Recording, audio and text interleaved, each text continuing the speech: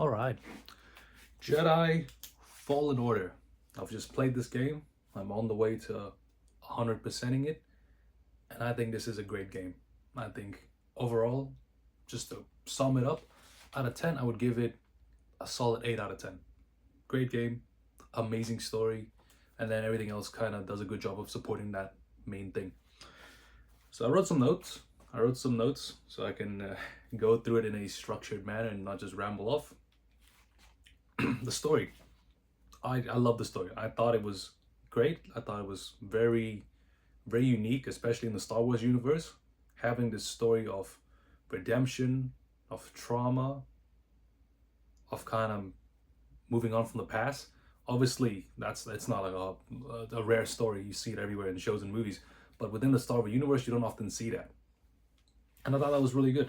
I liked how it was connected to the original, of course, with Order 66 and the events of the Clone War, and how that event is still impacting the galaxy and is impacting the setting, while also bringing in elements of the original trilogy that's coming up with Darth Vader and his presence, and seeing a little bit more of that character before the events of the original trilogy.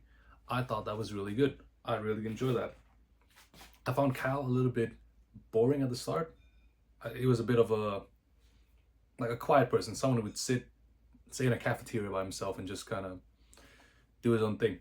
But I think over time, as you learn more about him, as we see him interact with other characters on the ship, Seer and the pilot guy and the Ninth Sister, you learn more about him, and as you get his flashbacks, you really start to understand why he is the way he is, and that was really interesting.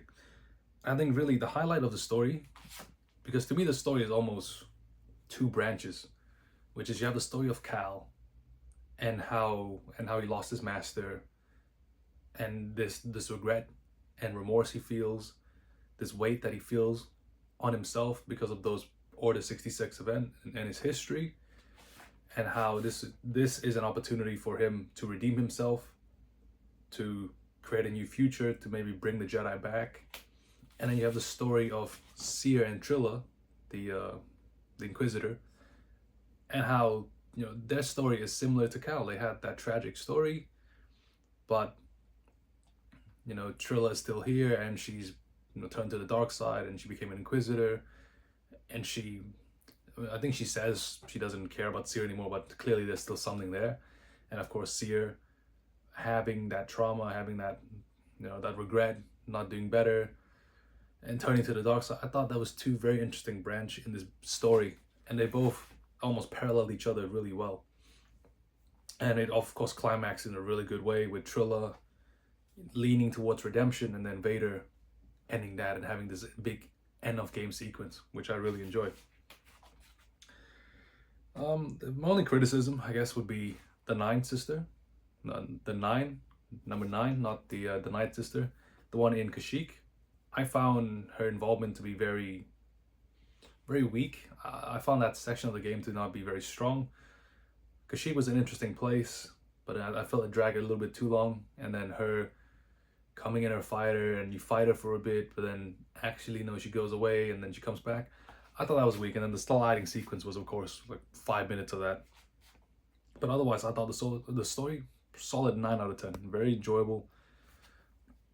I didn't cry per se, but I found it deeply engrossing, and that's the thing you want from a story, right? You want the characters to feel alive, to have depth, and to me, the main characters in this story, Kyle, Seer, Trilla, I found them all to be deeply engrossing, and I really enjoy that. And I was very attached to them as I went along with the story, as I followed their journey, and it was always a treat to learn more about them, and I was always anticipating seeing how everything unfold.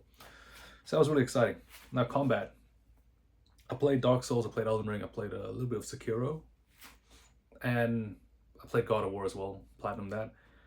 And to me, this game, it felt like a combination of God of War and Dark Souls, where you have this like very straightforward combat, like of light, heavy, parry, shield, that you have in Dark Souls, but then you couple in with some Jedi abilities and some unique moves that you got in God of War, and it comes together kind of okay, but I don't think it fully works out. That's my gripe. I find your combos and stuff, you have this massive tree. You have maybe 10 combat abilities that you end up acquiring over the course of the the story. But ultimately, I found I always end up settling for the same moves over and over. I found the jump and stomp as a way to stun the enemy real quick. I like the lightsaber throw. That was a big move. That actually unlock a little bit of more depth to the combat, especially in boss fights where you can chip them down and then stun them with like a range attack, right? I thought that was interesting, but beyond that, you didn't really do anything else. And I find in Dark Souls or Elden Ring, that's fine. That type of depth is fun. Depth is fine because you have other weapons. You can switch to like a great sword or a katana or a halberd, and you kind of expand the depth of the combat that way. And in God of War, you have your axe, and you have unique abilities with the axe that you don't really get with the lightsaber.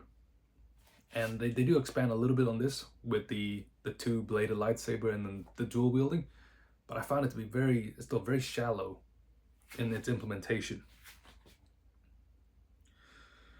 And the camera was I think some of the levels, fighting the giant owl in that little place, the camera was not a friend. It was not a friend. Every time the owl jumped on top of you and you're next to a wall, it was like no clue what you're seeing. I found locking on to be a bit frustrating. I found sometimes if I'm locked onto something and I want to run away to heal, my character would kind of do this like circling run where they kind of stay the same distance. They're not really running away, which I found frustrating. But beyond that, I thought it was pretty solid, enjoyable. By the end, the combat was no longer interesting to me, but everything else I was pretty happy with. Exploration. I think this is one of the big strengths of this game, which is you have 5 planets plus a little bit more. You have the Inquisitor Fortress or Fortis, Inquisitor's Fortis, and then you have the starting area. I found the environment to be really well designed. I really like the setting for sure. You have very unique setting. Dathomir, this Arizona-looking very dark planet. You have Ilum, the snowy wasteland. You have Bogana, which is like this more swampy, kind of grassy, kind of very cliffy area. And then you have Zepho, which is more lush. And I found that was Kashyyyk, the rainforest with the underground area. I found them all to be very interesting, very unique. Each area felt very distinct, and that was very enjoyable. And I liked that they gave you different abilities throughout different points of the game, which made revisiting a place worthwhile. And especially now that I'm 100% in the game, in the process of going back to all the different places, I found that to be very good. Because the stuff you miss when you first go through a place, especially at the beginning, and you come back and you go, oh, well, this thing was here the whole time, I didn't see it. And I like that very much. I like that a lot of it, there's some element of guiding, but it's not like a marker saying, oh, go this way, go this, you're 10 meters away from opening this door. There's not a lot of that. It's a lot of, oh, that ledge is a different color. Can I climb that? Oh, that vine looks a little bit different. Can I climb? I like that very much. It felt very natural. It felt like I was figuring out where to go as I go along instead of the game telling me, hey, I want you to go here, I want you to do this. I like that very much. The puzzles was very fun. There are some frustrating one. The one that comes to my mind is the one in the Zepho tomb on, the tomb on Zepho, the deep underground one with the giant ball in the ceiling. I found it very frustrating, but when I figured it out, I felt so smart. That was incredible. And there's a couple more that I remember as well, where I was just racking my head of, oh, I can't figure this out. What do they want me to do? Should I search up the thing? Should I get a hint? And in the end, when I figured those out without getting the hint, I felt really good, which I like very much.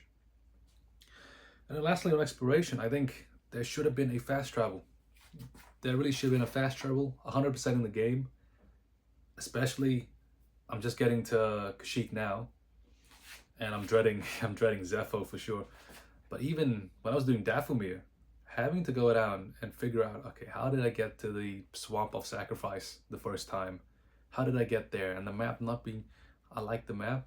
I like the idea with the map of doing like a Metroid style map, I'm playing Metroid now on this little like Game Boy handheld, and I'm having a great time, and I'm loving, for a game that's old, how it's holding up, the inspiration you see it has on the industry. I like that very much. But for this game, I find that style of map not to work really that well in 3D.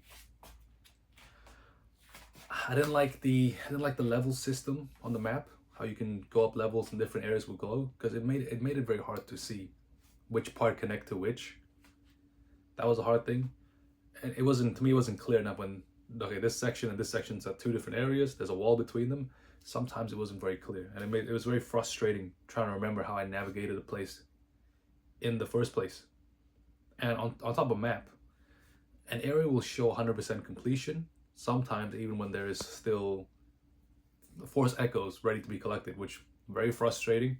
And I didn't realize this till I finished Dathomir. Well, till I was almost finished with Dathomir. I had to search for the last couple of stuff I was missing in the data bank.